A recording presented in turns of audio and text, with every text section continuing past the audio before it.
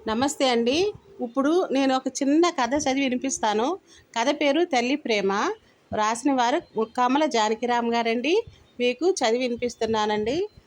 విని ఆనందించండి. జలపాతాల సోయగాలు. పక్షుల కిలకల రావాలతో చంద్రకోన అడవి సందడిగా ఉంది. ఆ అడవిలో ఒక కుందేలు పిల్ల తన కుందేలు తేజుతో కలిసి నివసించేది. పెరిగి పెద్దదవుతున్న కొద్దీ తేజు అల్లరి చేష్టలు కూడా పెరగడంతో తల్లి ఆందోళన చెందేది. అడవంతా తిరిగి ఎప్పుడుకో ఇంటికి వచ్చేది. తల్లి మాట అసలు వినకపోయేది. తల్లి కష్టపడి తెచ్చిన ఆహారాన్ని తిని హాయిగా నిద్రపోయేది. అడవంతా తిరిగి వస్తున్నావు కదా, నీ ఆహారం నువ్వు సంపాదించుకోలేవా అని ఒకరోజు తేజుని అడిగింది తల్లి కుందేలు. నువ్వు ఉన్నాక నాకు ఆహారం సంపాదించుకోవాల్సిన అవసరం ఏముంది అని బదులిచ్చింది పిల్ల. నాకు వయసు మీద పడుతుంది, నీవేమో బాధ్యత లేకుండా తిరుగుతున్నావు. సరదా అనేది జీవితంలో అవసరమే, కానీ అదే జీవితం కాకూడదమ్మా. పైగా నీ చేష్టలతో మాటలతో అందరికి ఇబ్బంది కలిగిస్తున్నావు. ఎంత చెప్పినా నీ ప్రవర్తన మార్చుకోవా అని నిలదీసింది. ఎక్కడికి వెళ్ళినా అమ్మ నన్ను తప్పుపడుతుంది. అమ్మ నుండి దూరంగా వెళ్ళి హాయిగా బతుకుతాను అని మనసులో అనుకుని రాత్రి వేళ లేచి చంద్రకోన అడవిలో దాటి ఆనకట్ట అవతల వైపున్న సూర్యకోన అడవికి చేరుకుంది.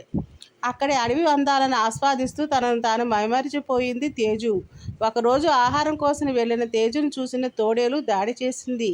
తోడేలు బారి నుండి కొద్దిలో తప్పించుకుంది. అన్ని రోజులు సంతోషంగా గడిపిన తేజుకి ఒక్కసారిగా తల్లి గుర్తొచ్చి కళ్ళు నీళ్లు తిరిగాయి.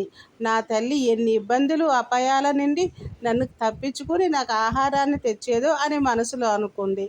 తోడేలు దాడి చేసిన భయానికి 2 రోజులు పొదల్లోనే ఉండిపోయింది తేజు. శరీరంలో సత్తువ లేదు. బాగా ఆకలేస్తుండటంతో ధైర్యం చేసి మెల్లగా పొదల మాట నుండి బయటకు వచ్చింది. కానీ అప్పటికి అక్కడ పులి మాట వేసి ఉంది. అది తేజును చూసి గర్జిస్తూ ఒక్క ఉదుటున దూకింది. పులిని చూసి ప్రాణాలు అరచేతిలో పెట్టుకుని తేజు పరుగు లంకించుకుంది. పులి నుంచి తప్పించుకుని ఆనకట్టను దాటి మళ్ళీ చంద్రకోన అడవికి చేరుకుంది. ఆహారం లేకపోవడంతో అలసిపోయి ఒక చెట్టు కింద స్పృహ తప్పి పడిపోయింది. అప్పటికే బిడ్డను వెతుకుతున్న తల్లి కుందేలు చెట్టు కింద పడి ఉన్న తేజును చూసింది. బక్క చిక్కి స్పృహ లేకుండా పడి ఉన్న బిడ్డను చూసి ఏడ్చింది. వెంటనే తేజుకు ఆహారాన్ని నీటిని అందించింది. స్పృహలోకి వచ్చిన తేజు తల్లి ఒడిలో తలవాల్చి బిగ్గరగా ఏడుస్తూ, నన్ను క్షమించు అమ్మా, నిన్ను వదిలి వెళ్ళి తప్పు చేశాను. నా ప్రాణాల మీదకి తెచ్చుకున్నాను. నా కోసం నువ్వు ఎంత కష్టపడ్డావో తెలుసుకున్నాను. నీ మాట విననందుకు నాకు తగిన శాస్త్రం జరిగింది. ఇక నిన్ను వదిలి ఎక్కడికి వెళ్ళను.